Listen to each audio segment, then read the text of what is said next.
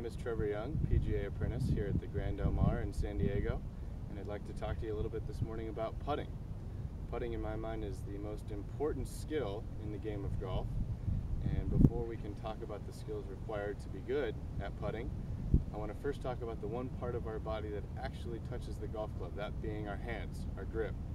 Now, there are many different ways to grip the putter.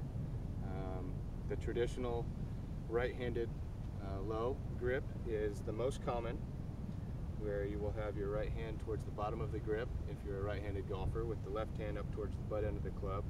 I myself use a cross-handed putting grip, which would be similar to the traditional grip, only my hands are reversed. I have my left hand further from my chest. There are several longer putters now, to be called belly putters and chest putters. Some players like to have something anchored into their stomach or chest. It makes the stroke a little bit more repeatable for them.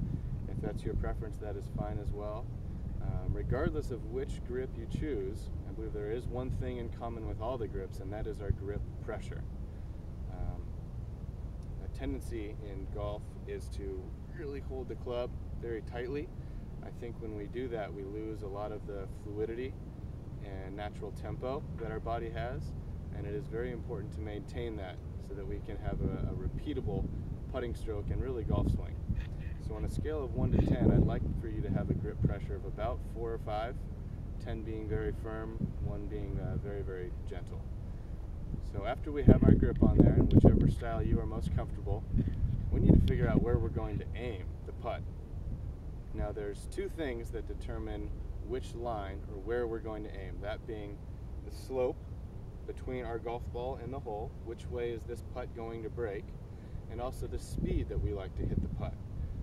If I personally like to hit putts very firm or fast, that putt is not going to break as much, so I don't have to play it as far outside of the hole.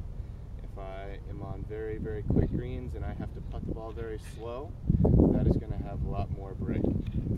In order to read the slope of our putt, I would like to see you study the putt from 3 different positions. The first being about 5 to 10 yards behind your ball. So you're looking directly towards your ball and then the hole.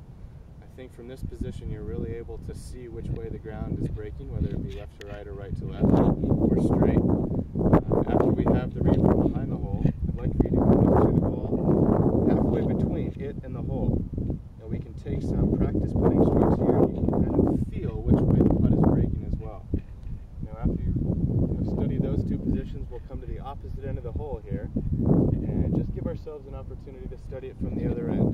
You know, putting green is a very tricky surface, and the more angles you can study the putt, the more information you can collect, I think the better your read is going to be. And really this read begins as you approach the green or walk up. You'll be able to notice generally one side of the hole or the green will be higher than the other, and it's a general rule the putt will break from the high side to the low side.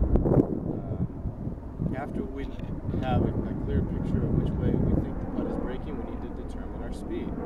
Now this putt I've selected here is just slightly uphill, so I can be a little firmer with this putt. Now I've already made my read, and I think it's a pretty straight putt, so my aim here is going to be right in the back of the hole. Now the way that we aim a putt, my putter here has a line on the back, so I can aim that line right towards my intended target. Some putters have 2 golf balls in the back of their putter, some will not have any line at all, and then you're just lining your face up perpendicular to your target. Your aim really is determined by the putter style that you choose, but it is important that we can aim our face at our intended target. So I have my line, I know the speed that I want to hit it, so now I'm going to go through my routine, which is very, very important because this gets your mind in a consistent, relaxed state before you're able to hit the putt. So my routine will begin behind the ball. I'll take a couple seconds and focus on the line I want to hit. I'll approach the golf ball. I have my nice relaxed grip on here. I'm going to take 2 practice strokes looking at my target. I think if you take practice strokes looking up at the hole, that helps your brain to calculate the speed that you want to hit the putt. Now I'm going to address the golf ball.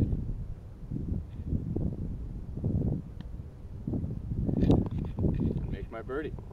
Now you'll notice as I took that stroke, my putter only went about 6 inches back and 6 inches forward. The length of my backstroke and through stroke are going to determine the speed that I hit the putt. I see a lot of amateurs make the mistake of changing their tempo in order to determine the pace of the putt. It's really important that we have a consistent tempo or rhythm during all of our putting strokes. If we have a longer putt, we simply take a longer stroke, giving ourselves more time to generate speed. We don't really want to take a short, jabby stroke like that. It's going to be very hard to have consistent speed with a stroke like that. So after we've mastered our read, we have a good understanding of our speed, we're correctly able to aim our putter, we have a good solid routine, and you're ready to make some birdies. I hope that helps. Come see us here at the Grand Del Mar.